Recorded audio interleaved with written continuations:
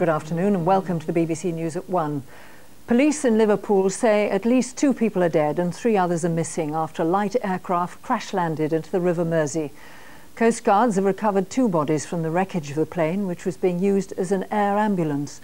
Our correspondent Kevin Baquet is on the line from Liverpool. Kevin, can you tell us more about what happened this morning?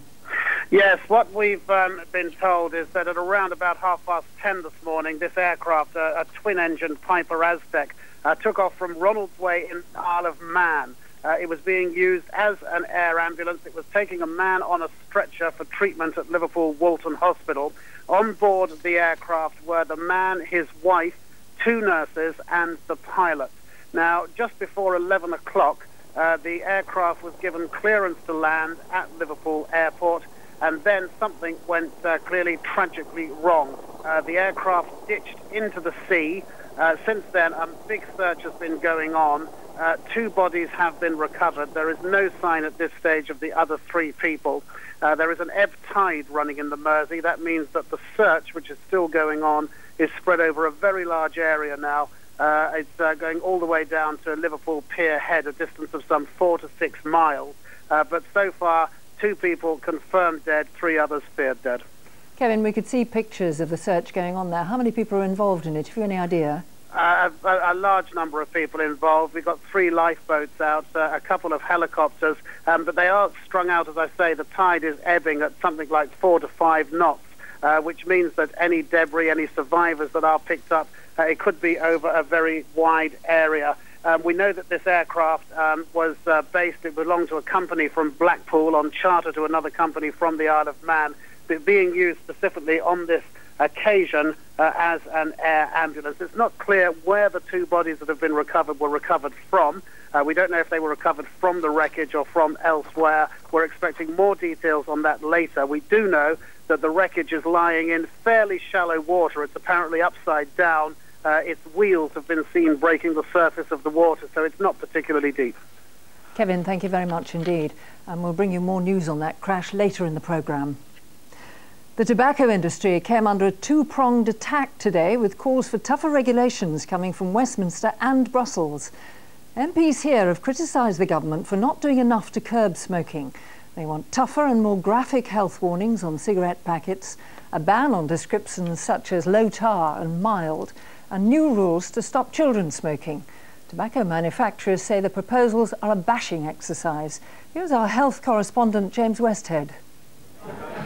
Cigarettes are a public health scandal, claiming thousands of lives, yet, say MPs, unlike food or drugs, there's relatively little regulation of the powerful tobacco industry.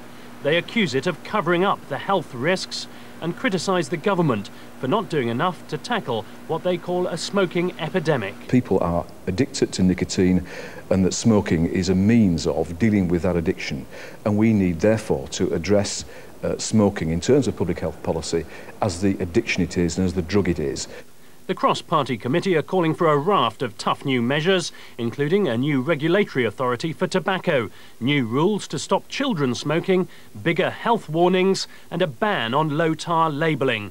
It's been welcomed by campaigners. It really shows that we need a proper, robust regulatory framework to tackle this product and this industry, and not the mishmash of voluntary agreements and half-hearted regulation that we've had so far.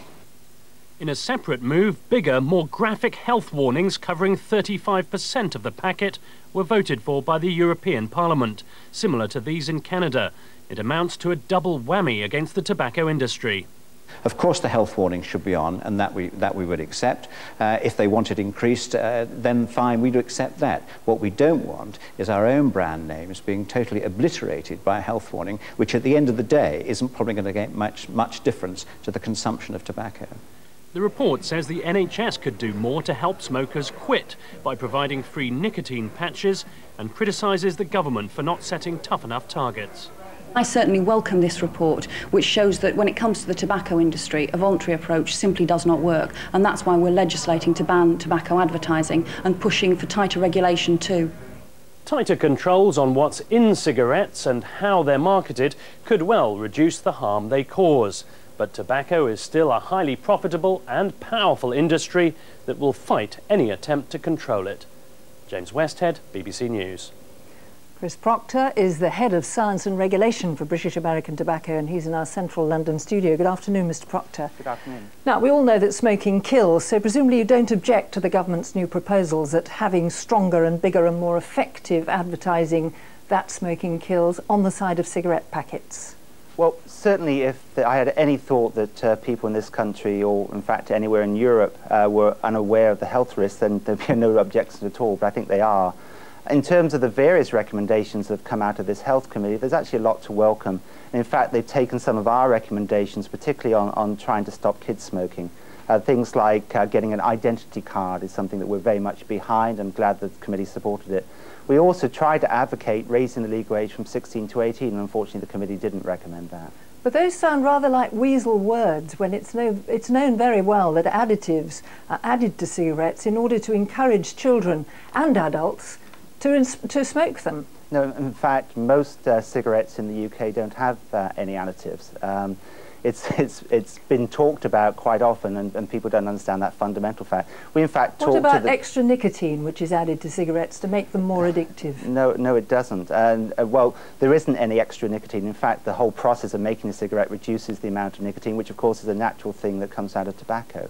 So you won't object to an independent regulatory body overseeing what goes into cigarettes? Well, if that's what the government wants, no, I think that's fine by me. What I was very encouraged from the Health Committee's report is that they're saying that regulation should be based on objective science and research. That's something we've been advocating, and certainly, for example, looking at lower tar and whether lower tar has a benefit, the committee recommends we need more research. I totally agree with that, and that should be the basis of regulation, whether that be through an independent regulatory authority or through the regulatory authority we already have, which is the British government.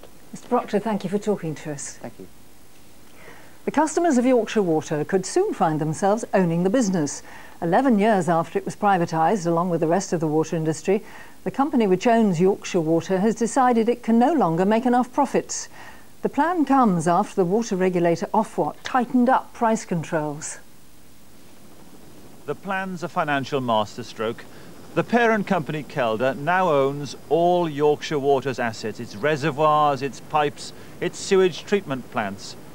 Kelda sets up a new company, owned by the customers, and sells the reservoirs, etc., to the new company for £2.5 billion. The new company borrows this money. It's really not clear at this stage whether consumers will gain or lose out. In fact, the most likelihood is that it'll be neutral for consumers. The people who will benefit, without any doubt, will be Kelda's shareholders. The customers themselves pay nothing but technically own the reservoirs and pipes. Kelda appoints the 3 directors who run the new company. Yorkshire Water customers ballot to appoint another 2. Yorkshire Water hit the headlines 5 years ago when it ran out of water during the drought and they had to be rationing. The questions about today's deal then. Who pays to improve services if customers own the company? Who pays if it goes bust? The regulator is watching carefully.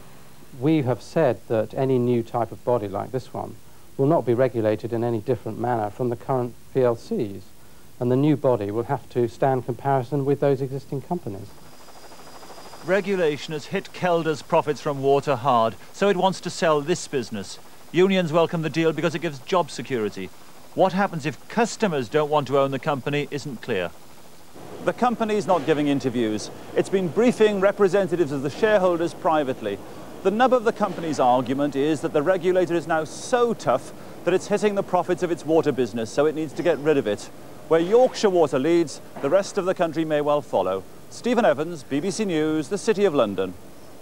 The government's rejected calls for a new inquiry into the Chinook helicopter crash which killed 29 people on the Mull of Kintyre 6 years ago.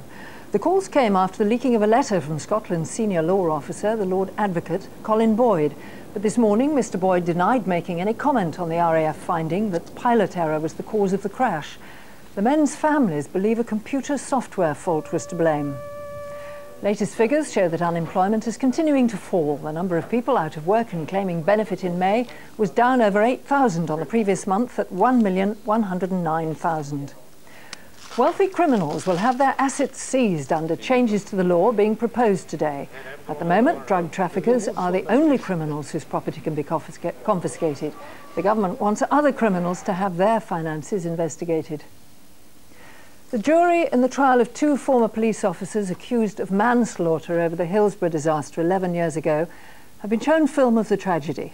Some relatives of those who died were so distressed they had to leave the court. The jury was told that the 2 men regarded fans as a security problem rather than as vulnerable people.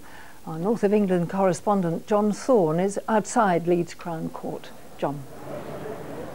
In an almost silent courtroom, the jury and relatives of some of the victims in the public gallery were asked to relive through police, club and BBC video footage the gradual build-up to the Hillsborough disaster. The first video seen by the jury was a police reconstruction of the route the Liverpool fans took towards the Leppings Lane Pens. This then is the tunnel to Pens 3 and 4. Commences with a slight gradient up before going down towards the Pens, with access to the pit directly. This is where the 96 victims were crushed to death. We can clearly see Pens 3 and 4. The prosecution alleged that the failure of the 2 senior police officers to divert the supporters away from the tunnel was the cause of the disaster. The jury saw BBC footage from outside the turnstiles, the crowd surging forward as kick-off time approached. The prosecution say Mr. Duckenfield was asked 4 times to open a big gate to ease the crush. Some relatives of the victims left the courtroom as the jury was shown pictures of the overcrowded terraces and supporters' attempts to get out. David Duckenfield and Bernard Murray, both now retired from South Yorkshire Police, deny 2 charges of manslaughter and a 3rd of misconduct in public office. Alan Jones QC told the jury that there was not a very close working relationship between Mr. Duckenfield and Mr. Murray, the 2 officers in command that day. Mr. Jones claimed that the 2 policemen regarded the Liverpool fans as a security problem, not as vulnerable men, women and children. The prosecution alleged that in the police control box, Mr. Duckenfield and Mr. Murray were in a uniquely favourable position to observe what was happening and take action.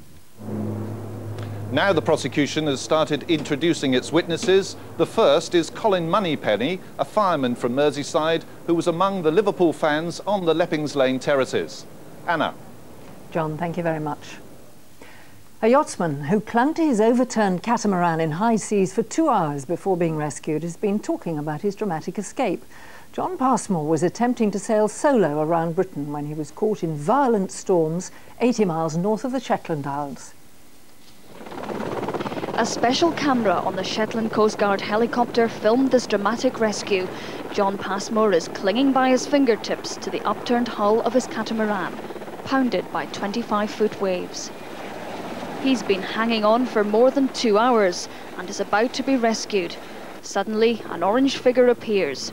He's the winchman from the rescue helicopter. In gale force winds, he's lowered into place and John Passmore grabs his legs.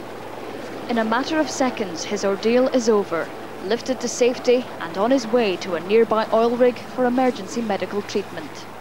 The 51-year-old sailor managed a smile when he reached dry land and later spoke of how he managed to hold on to his boat. I would shout at the sky and I would say, I'm not going to die, I'm going to hold on to this keel, I'm going to stay here. Of course, you can only do that until your strength gives out. And then I suddenly heard the noise behind me and I looked up and there was this beautiful helicopter, which is the most lovely thing I've ever seen in my life. But it was thoughts of his young family back home which kept him going. I have 2 small children and I have a wife at home and we have another baby coming in November. That's a fairly compelling reason for holding on. This was to be his last major voyage. He'd already crossed the Atlantic single-handed. His hopes for a record non-stop trip around Britain now over. But an emotional John Passmore says he's just grateful to be alive. I will have a little boat and we will go for picnics and little jollies on the river. But I don't foresee having this sort of boat and doing this sort of voyage again. Emma Simpson, BBC News. And the Times, 1:15 and later in the programme, why thousands of elderly people should not be forced to give up their pets. And it's back to basics as England get ready for their crunch match with Germany. For thousands of elderly people who move into care homes, the transition can be traumatic. But for many, the anxiety is made much worse because they're forced to give up their pets. Today, the charity Counsel and Care for the Elderly launched a campaign urging homes to allow residents to keep their animals. They say they're a vital part of old people's lives and well-being. You want me to let you go, don't you, Poppet? Yes. Rita High is very attached to her dogs. They provide a focus for her life, especially after her husband died. She says she'd be horrified if she had to go into a home and couldn't bring them. She has a vivid memory of the time she took one of her dogs with her when she visited a friend in an old people's home. I don't think I even rang the bell, but someone opened the door and just picked him up. And he was thoroughly wet and soaking because it was raining, and carried him into the sitting room, lounge, whatever they called it, and showed him to the people. And he just cheered everybody. The whole atmosphere lightened. Pat McRae wasn't separated from her cat when she moved into this Surrey residential home. But a charity for the elderly claims that thousands of others are less fortunate, with some homes not taking pets and owners forced to have them put down. From our advice line, we're finding that older people are very concerned about what will happen to their pets when they go into residential care. And it's something which is causing a great deal of anguish to older people who are making the decision to move either to a sheltered housing unit or a residential care home. The owners of such homes warn there are practical problems, not least the risk of turning places into kennels. But Rita High and others argue the homes should pay more attention to the vital role these animals play in their lives. Peter Hunt, BBC News. Sheila Scott is from the National Care Homes Association. Good afternoon. Good afternoon. Why do you think care homes are being rather unhelpful in this way, even callous, some people would say? I'm not sure that they are. There are more than 20,000 care homes in this country, and it must be possible, I'm sure, for almost every person to be able to find a home that will take their pet as well. But there are other issues as well. If there are 20 people in a care home, there are health and safety risks if there are 20 pets in the care home as well. So some sort of balance has to be achieved. But it's known, isn't it, that pets are beneficial, not just for all of us, but certainly for old people where they don't have anybody else. Particularly for the elderly. At a very traumatic time to ask them to give up their pets as well as their home seems unnecessarily cruel. Certainly, and I would expect the people that I represent to be extremely sympathetic and wherever possible to take the pet. We all recognise the therapeutic value of pets to elderly people. Don't you think residential homes have a bit too many rules and regulations? Rules about what time you can eat, rules about when you put your lights out, rules about what time you go to bed. And this is just another of those rules at a time when old people really need to be looked after, cared for and loved a bit. I appreciate that there may be some homes that won't even countenance having pets in a home. But I think most people, if the arrangements are made in advance, will be extremely sympathetic. And I don't believe that care homes actually want to make restrictive rules for the people that they care for. But as I said, the number of pets that you can actually accommodate in one home must be taken into account. So old people should get used to the idea of just saying goodbye to their pets? No, they should find out before they enter a care home what the home's policy is on pets and find a home that will actually take their pets. Sheila Scott, thank you very much. Iceland has fired the latest round in the supermarket battle to provide cheaper organic food. The frozen food chain has promised that all of its frozen vegetables will be organically grown and that they'll be the same price as non-organic produce. Asda has replied by saying that it will offer organic foods at 5% less than its competitors. The supermarket chain that was the first to ban GM products from its own brands seems to have stolen a march on its competitors again, this time in the organics market. It's pledged that from October it'll sell only organic, own-label frozen vegetables and consumers won't have to pay a premium for them. We don't expect this initiative to cost us money. It's a £9 million investment in a product that we know 3 out of every 4 of our customers is crying out for. That's a very sensible investment. The company says it can guarantee supplies, claiming it secured nearly 40% of the world's organic produce. Market specialists doubt that figure, putting it at nearer 10%, but still acknowledge the development will make organics cheaper and more readily available. Currently, only 3% of UK agricultural land is organic, yet consumer demand is expected to grow by 40% a year. To meet that, at least 70% of organic food in supermarkets has to be imported. We now spend more than £500 million on organics. Now all the supermarkets are battling to capture what's predicted no longer to be a niche market. Our aspiration on pricing on organics is to be 5 to 10% cheaper than our lowest price competitor, and we'll stick with the delivery of that. Organics is becoming increasingly important to our consumers, and price is always top of their agenda. This latest move's a direct challenge to all the supermarkets. But until more UK land is farmed organically, and that takes time and money, then most of the organic products on our shelves will continue to be imported. Nicola Carslaw, BBC News. And back now to our main story this lunchtime. Police say that at least 2 people are dead and 3 more are missing after a light aircraft crash-landed into the River Mersey. Our correspondent Kevin Bouquet is at the scene. Kevin, what's going on now?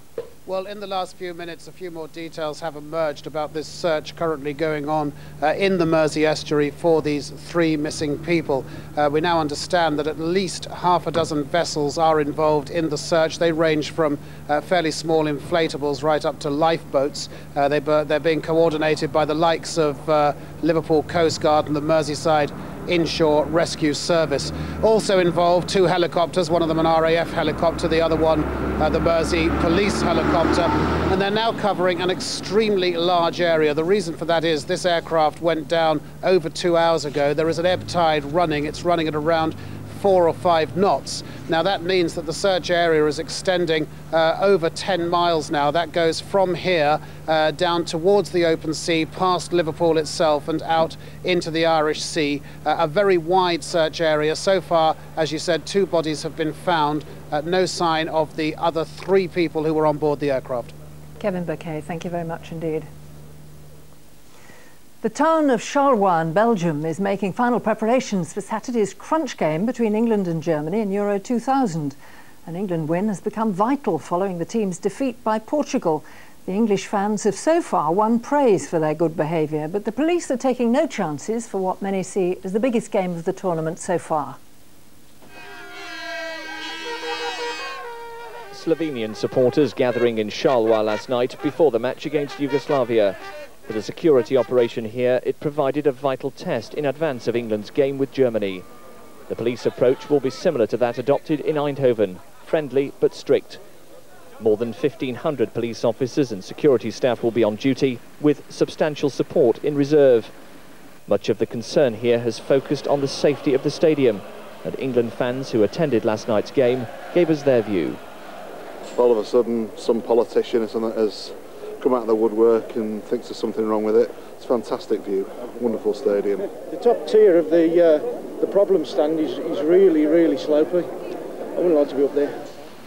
This is the stand the fans are talking about. An extra tier has been added to increase the capacity of the Stade du Pays to 30,000. But there's every confidence here about security. We never can expect, of course.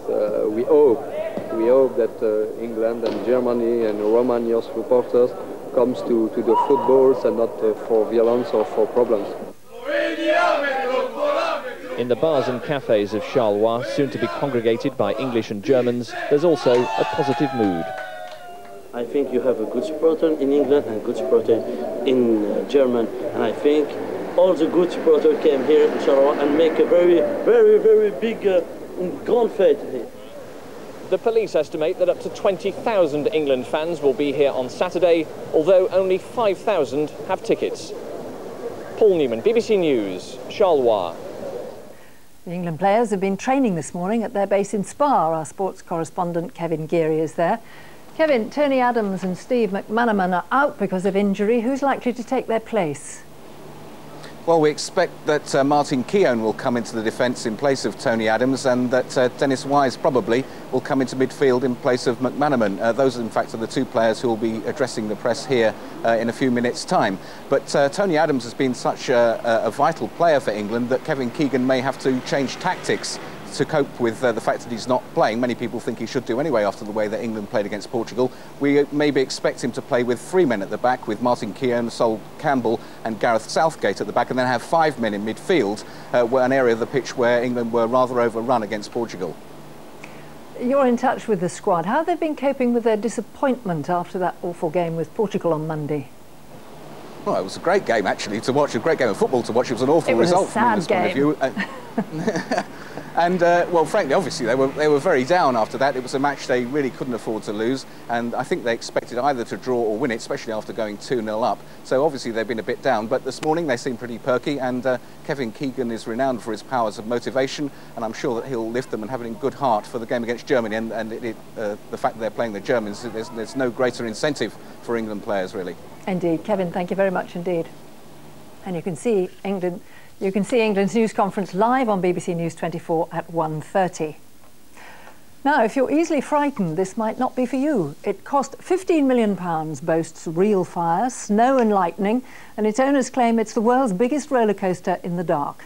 It opened to the public today, and our correspondent Richard Bilton is in Blackpool, white knuckles at the ready. It has taken 8 years to build and plan. It sits on a man-made lagoon below a system of controlled fires and explosions. Valhalla is the new big ride for the summer, and the makers say it's the biggest and scariest dark ride in the world. It has cost £15 million, more than the Blackpool Pleasure Beach has ever spent before, but they are happy with what they've paid for. After the market research, people said they wanted to ride in the dark, they wanted it to be really exciting, and they want the method of transport to be a waterborne method of transport. We've done all that, and we've created, after we've spent, sadly, £15 million, Valhalla. Valhalla is the name, Vikings is the theme, a log flume taking you through a variety of caverns. Today was the big opening, and the first few on board were impressed. The special effects, obviously there's a lot of work gone into producing the special effects, and it is fantastic. Fantastic, it's just so amazing. It's one of the most dramatic rides I've ever been on. It's just wonderful. I'm still recovering from it, to be honest with you. I'm like still shaking. But in the end, the only real way to find out was have a go myself.